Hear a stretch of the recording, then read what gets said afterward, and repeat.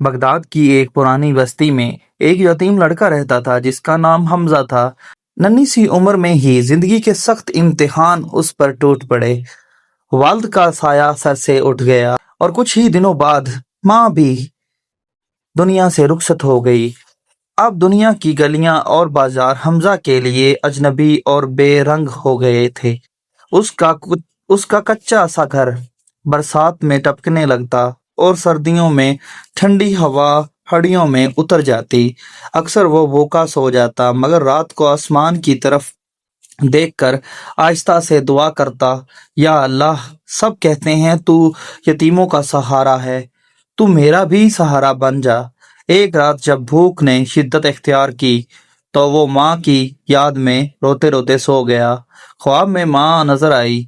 माँ ने प्यार से उसके सर पर हाथ रखा और कहा, हमजा बेटा, सब्र करना, अल्लाह पर भरोसा रखना, वो अपने बंदों को कभी तनहा नहीं छोड़ता।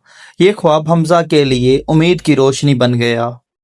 सुबह वो नए अज़म के साथ बाजार गया। एक दुकानदार के पास जाकर बोला, चाचा मुझे मजदूरी दे दो, मैं भूखा हूँ मगर काम ईमानदारी से करूँगा। दुकानदार उसके चेहरे पर नजर डाली, आंखों में आंसू देखे और नरमी से कहा, बेटा आज से तुम मेरे मददगार हो। शाम को जब मजदूरी के सिक्के मिले तो हमजा ने दोनों हाथ उठाकर कहा, अल्हम्दुलिल्लाह, ये सब तेरा दिया हुआ है या रब। फिर उन्हीं सिक्कों में से कुछ हिस्सा मस्जिद के दरवाजे पर बैठे एक और यतीम को दे दिया। लोग हैरान रह गए कि खुद भूखा बच्चा दूसरों को बांट रहा है। हमजा मुस्कुराकर बोला, अल्लाह पर भरोसा करने वाला कभी खाली नहीं रहता। चंद दिन बाद दुकानदार की दुकान से कुछ सामान गायब हो गया। लोगों ने शक की निगाह हमजा पर डाली। एक ने आवाज लगाई, ये नया लड़का ही चोर है। हमजा की आंखों में आंसू आ गए। वो लरजती आवाज में बोला, मैंने कुछ नहीं लिया, अल्लाह गवाह है कि मैं बेकसूर हूँ। मगर किसी ने यकीन ना किया और उसे बाजार से धक्के देकर निकाल दिया। उस शाम वो मस्जिद के एक कोने में बैठकर रो रहा था। आसमान की तरफ देखकर बोला, या अल्लाह, सब ने मुझ पर झूठा इल्ज़ाम लगा दिया मगर तू जानता है मैं बेकसूर हूँ, मैं सब्र करूँगा। कुछ दिनों बाद बाजार के बड़े ताजर ने ऐलान किया कि चोर पकड़ा गया है। सबको मालूम हुआ कि हमजा बेकसूर था। दुकानदार दौड़ता हुआ आया, हमजा के कदमों में गिर गया और बोला, बेटा मुझे माफ़ कर दो, मैंने तुम पर शक किया। हमजा ने नरम लहजे में कहा, मैंने माफ़ किया चाचा, अल्लाह सबको माफ़ करने वाला है। लोगों ने देखा कि जिस बच्चे पर इल्ज़ाम लगा वही सबसे ज़्यादा सब्र और माफ़ी दिखा रहा है। वक्त गुजरता गया। हमजा मजदूरी करता मगर कभी शिकवा ना करता। हमजा कहता, जो अल्लाह पर भरोसा करे अल्लाह उसके लिए काफ़ी है। एक दिन वही बड़ा ताजर हमजा के पास आया और बोला, बेटा मैं तुम्हारी दयानतदारी देख चुका हूँ, क्या तुम मेरे गोदाम की निगरानी करोगे? हमजा ने खुशी से हाँ कर दी।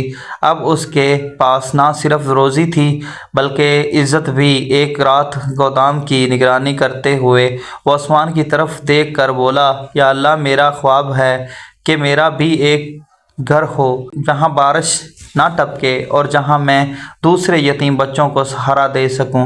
कुछ दिन बाद ताजर ने खुश होकर कहा, हमजा, ये छोटा सा मकान मैंने तुम्हारे लिए ख़रीदा है, ये तुम्हारा अपना घर है। हमजा सजदे में गिर गया और रोते हुए बोला, या अल्लाह, तूने मेरी दुआ सुन ली, मैं तेरा शुक्रगुजार हूँ। अब वो बस्ती में एक मिसाल बन गया।